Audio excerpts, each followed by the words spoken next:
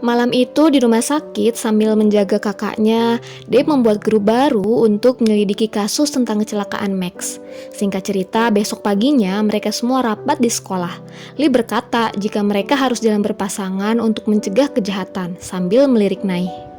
Lalu Top menawarkan pada Michiko untuk selalu berjalan berdua jika Michiko hendak pergi.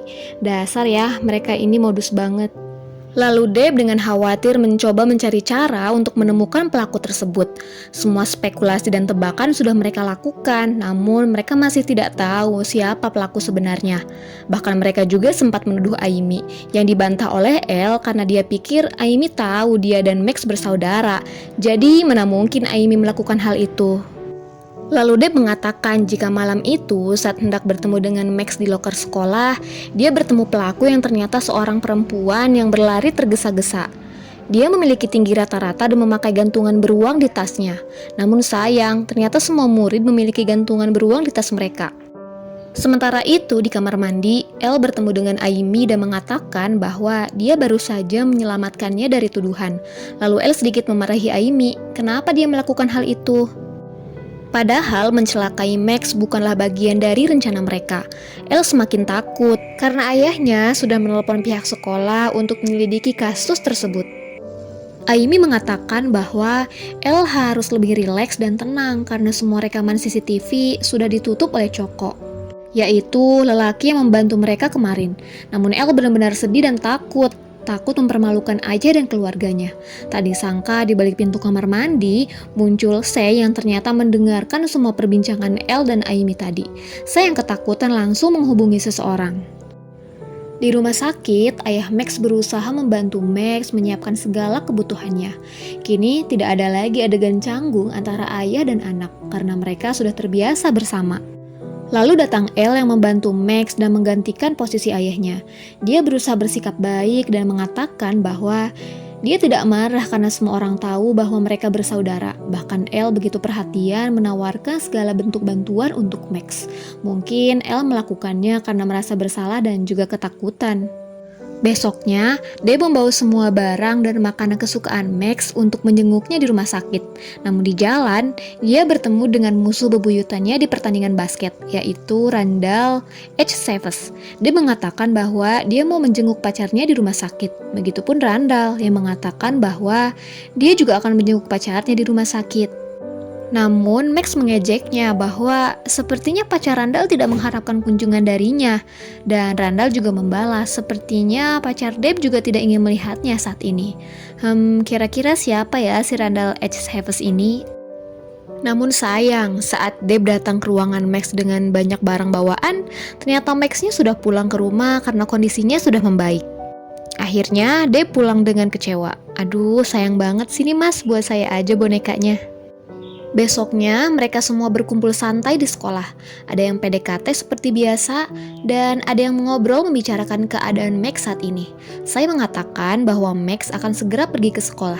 Deb yang awalnya terlihat cuek dan tidak semangat, saat mendengar nama Max langsung berdiri dengan semangat.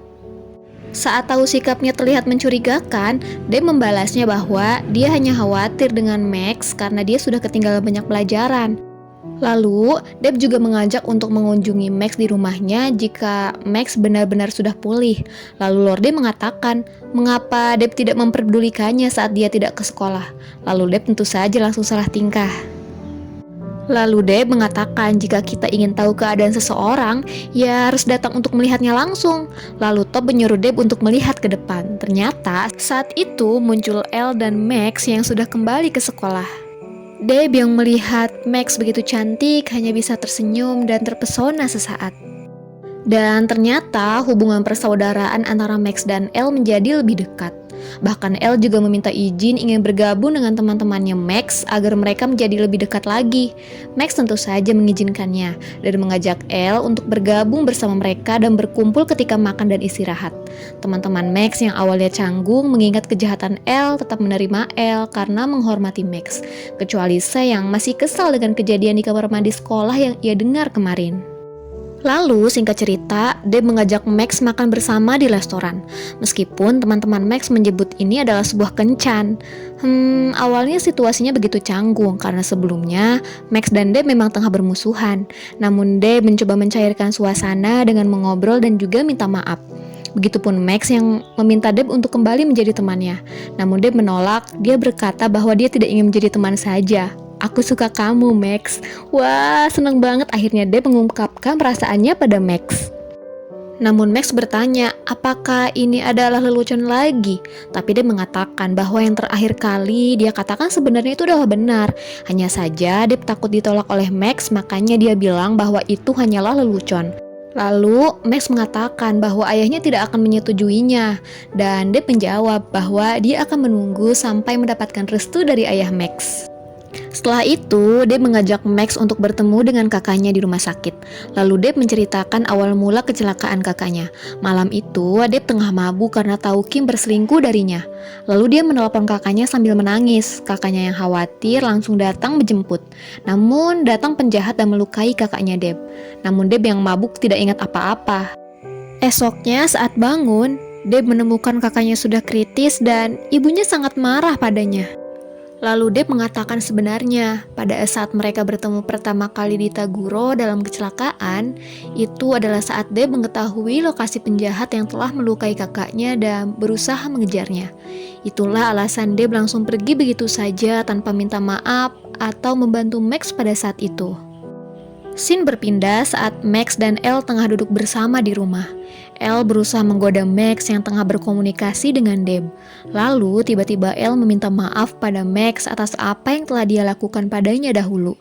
Max memaafkannya dan mengatakan bahwa dia sebenarnya selalu ingin punya saudara dan Tuhan mengirimkannya 2 sekaligus. Perkataan Max barusan sontak membuat Elle menangis. Mungkin antara merasa bersalah dan juga menyesal. Namun sepertinya yang dilakukan Elle kali ini dia tulus dan jujur. Namun saat Elle hendak menceritakan kejadian yang sebenarnya saat kecelakaan Max terjadi, tiba-tiba ibu Elle datang dan khawatir melihat Elle yang menangis. Dia langsung menuduh jika Max melakukan sesuatu pada Elle, meskipun Elle sudah menjelaskannya beberapa kali bahwa dia menangis bukan karena Max. Akhirnya ibu Elle percaya. Lalu ayahnya mengatakan pada Elle bahwa Max membutuhkan dukungan dari Elle sampai kasus ini selesai diselidiki. Hal itulah yang membuat Elle ketakutan dan kembali merasa bersalah. Besoknya, Deb berubah menjadi bucin dan selalu ingin berdua dengan Max, bahkan menyebutkan Max adalah targetnya. Namun bukan target bully, melainkan target cinta. Max menyuruh Deb untuk berhenti merayunya, namun Deb menolaknya, kecuali jika mereka berpacaran.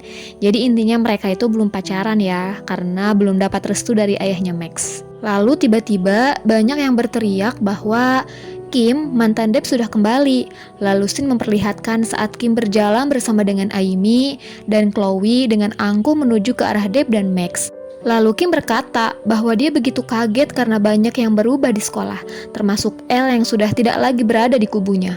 Lalu Elle memperkenalkan sahabatnya sekaligus saudaranya yaitu Max. Kim menatapnya dengan tajam dan mengatakan bahwa Max sudah mengambil temannya yaitu Elle dan juga temannya yang lain sambil melirik ke arah Deb. Lalu menyapanya dengan panggilan Babe dan mengatakan bahwa dia merindukan Deb.